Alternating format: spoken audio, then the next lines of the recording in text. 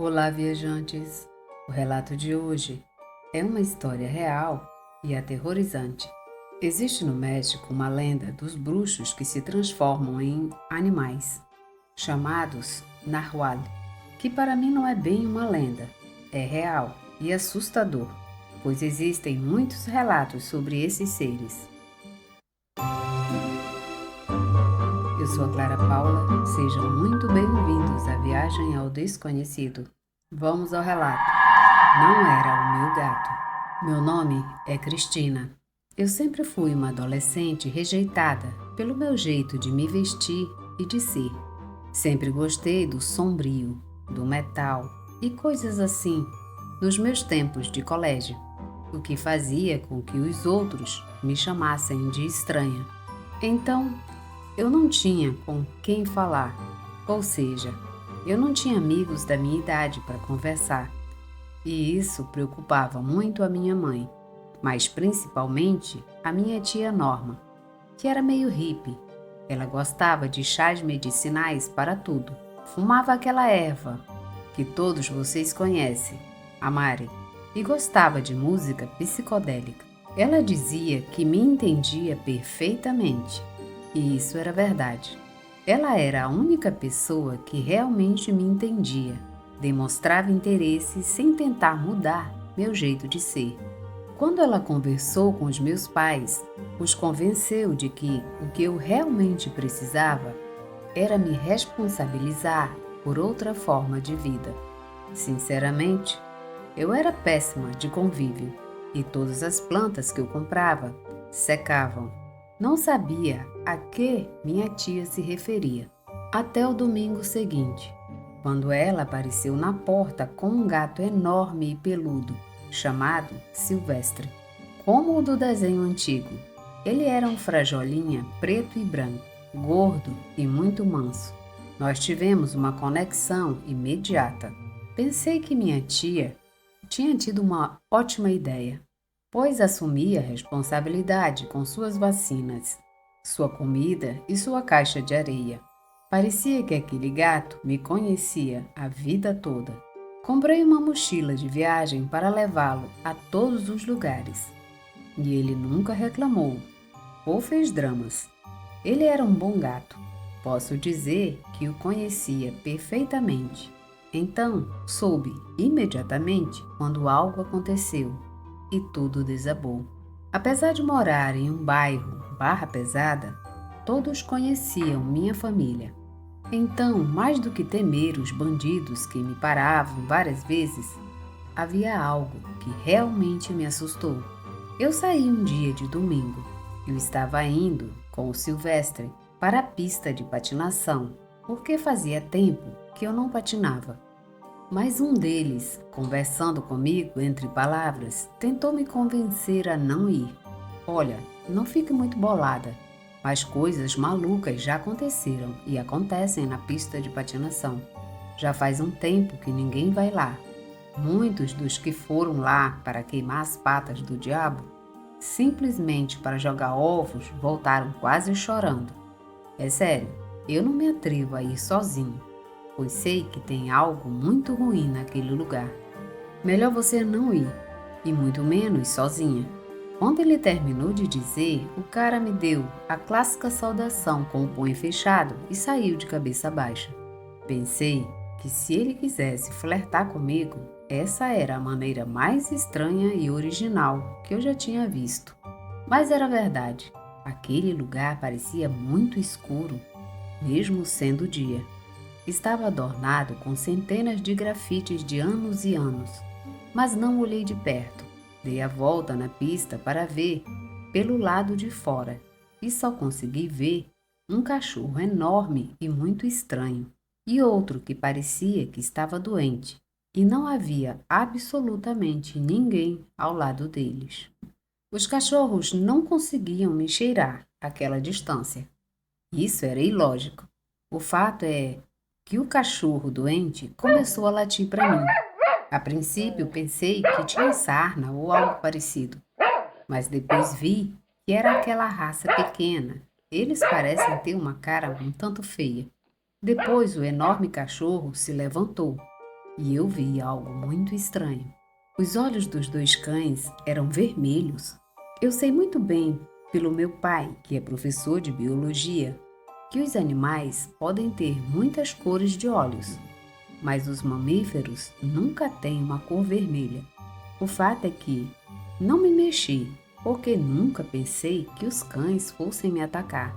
Mas de repente, eles saíram correndo da pista de patinação e começaram a me perseguir.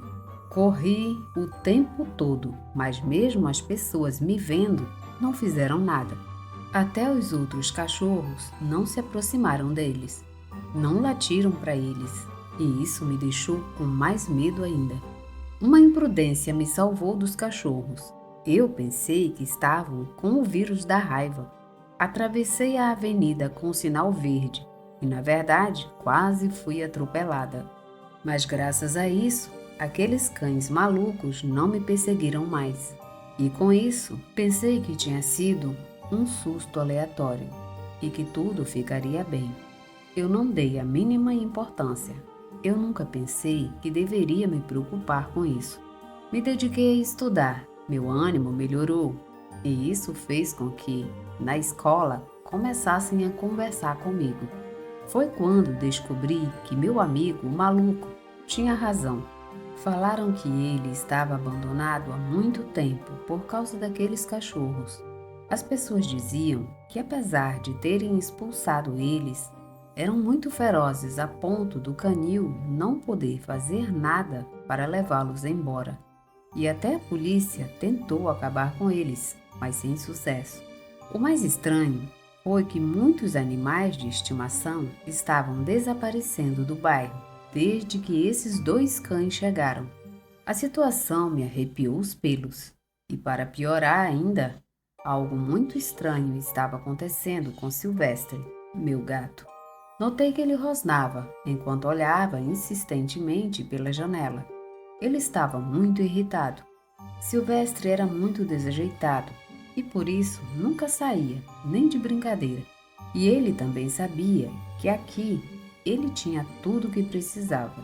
O fato é que a curiosidade me fez olhar para a rua. A minha casa ficava a 2 quarteirões da pista de patinação. A princípio, não vi nada, mas senti um arrepio que percorreu todo o meu corpo. Foi quando vi 4 pontos vermelhos bem na frente da minha casa. Eu morava no 2º andar. Não havia como alguém entrar sem passar primeiro pelo saguão. Me senti segura e fechei a cortina, mas o gato ainda estava olhando para fora. Eu estava distraída com algumas coisas quando ouvi claramente 3 batidas na janela, que me fizeram pular de repente. E Silvestre bufou e correu para debaixo da cama. Olhei pela janela novamente e aqueles cachorros não estavam mais lá. Eu tenho 100% de certeza que foram eles. E isso foi apenas o começo das coisas mais estranhas. Uma noite, ouvi claramente passos de patas ao lado da minha cama. E como os cachorros estavam ofegantes, enquanto eu estava tremendo, e Silvestre ainda bufava como das vezes anteriores. Sinceramente, eu estava ficando com muito medo. Em outra ocasião, ouvi novamente os passos e os suspiros, e uma voz que dizia: Você vem com a gente. Você verá como vamos nos divertir. Foi quando acordei gritando, como uma louca, algo que fez meus pais virem correndo. Eu contei o que eu tinha visto, mas eles não acreditaram em mim, mas tinham suas suspeitas. Bem, na verdade, todos sabiam que algo muito estranho estava acontecendo com aquela dupla de cachorros. Uma tarde, tivemos que ficar até muito tarde para uma atividade escolar. Meus pais foram me pegar, deixando Silvestre no meu quarto. Quando nós chegamos, alguns barulhos horríveis chamaram a atenção do meu pai. Ele pediu para não entrarmos, que ele chamaria a polícia. Ele e os guardas viram o que estava acontecendo.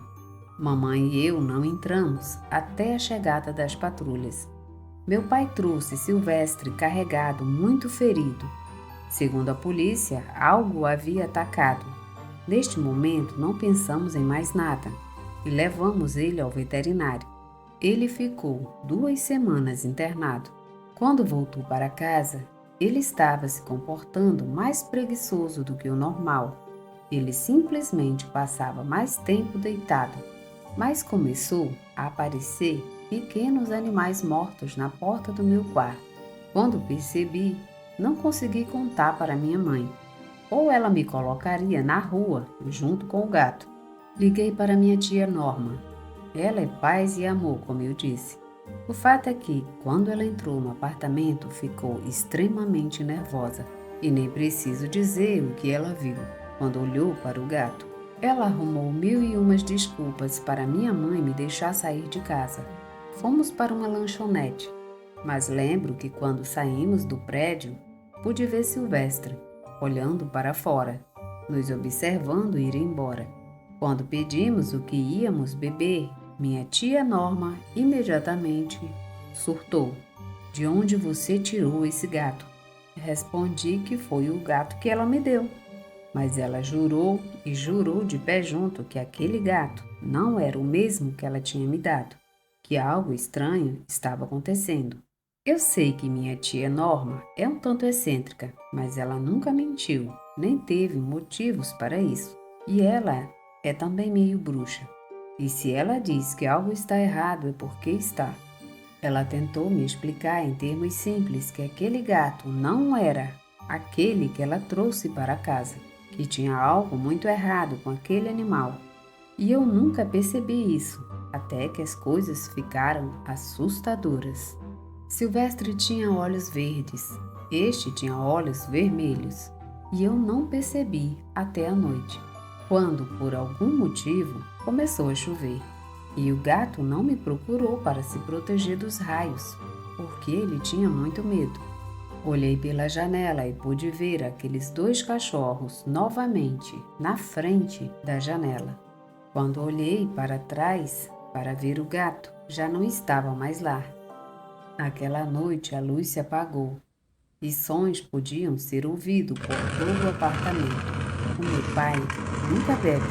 Ele tem conhaque e aquelas bebidas estranhas, mas são apenas colecionáveis. Naquela noite, ele pegou uma de suas garrafas estranhas e deu para mim e mamãe. Pediu para nós sentarmos e ficou meio sério. Cristina, o que foi que atacou Silvestre e por onde entrou? Nesse momento, olhamos os 3 para as janelas. Elas só abrem por dentro e tem um painel de malha grossa. É impossível que alguma coisa ou alguém entre. E começou a nos dizer que ouvia passos de animais nos corredores à noite e que minha mãe também ouvia. Então eu disse, esse não é o nosso gato. Eu disse a eles o que a Norma disse para mim. Minha mãe empalideceu quando me pediu para repetir uma palavra. Eu disse a ela que palavra. Meu pai interrompeu nesse momento. Narwhal. Eu nunca tinha ouvido essa palavra, mas eles me explicaram que na cidade onde ele nasceu é comum ouvir isso. Meu pai é desse lugar, Xochimilco, e minha mãe de Etulialco. Essas criaturas fingem ser algo que não são para roubar ou tomar posse de alguém ou de sua alma.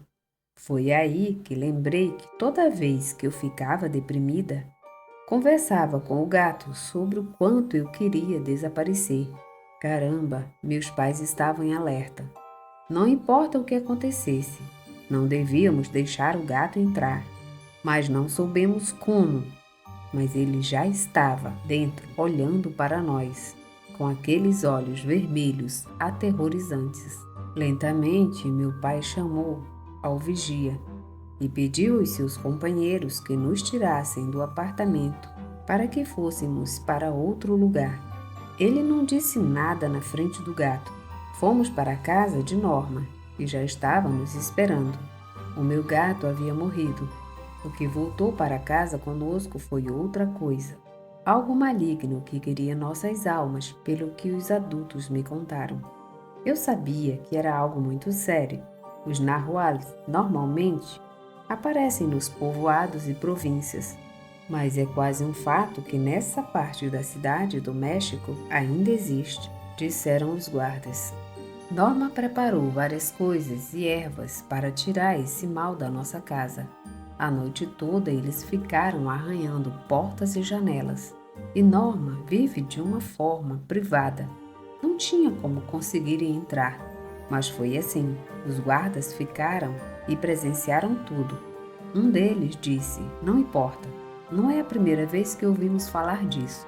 Quando Norma nos fez rezar aqueles clássicos como o Pai Nosso e essas coisas, aqueles barulhos foram ficando cada vez mais altos. E sem dizer nada, os guardas deram as mãos e nós seguimos aquela coisa. E aquelas coisas ficaram muito mais furiosas. Norma começou a borrifar água benta e ouvimos gritos como de 1000 porcos lá fora. Os vizinhos apagaram as luzes. Aparentemente, não só nós estávamos presenciando algo. Sombras foram vistas passando pelas janelas. Sombras enormes. Não eram animais nem humanos. Eram outras coisas muito diferentes, negras e feias. Ela continuou com seu ritual, e aquelas coisas grunhiam de novo como porco. E agora ficaram batendo nas portas por horas.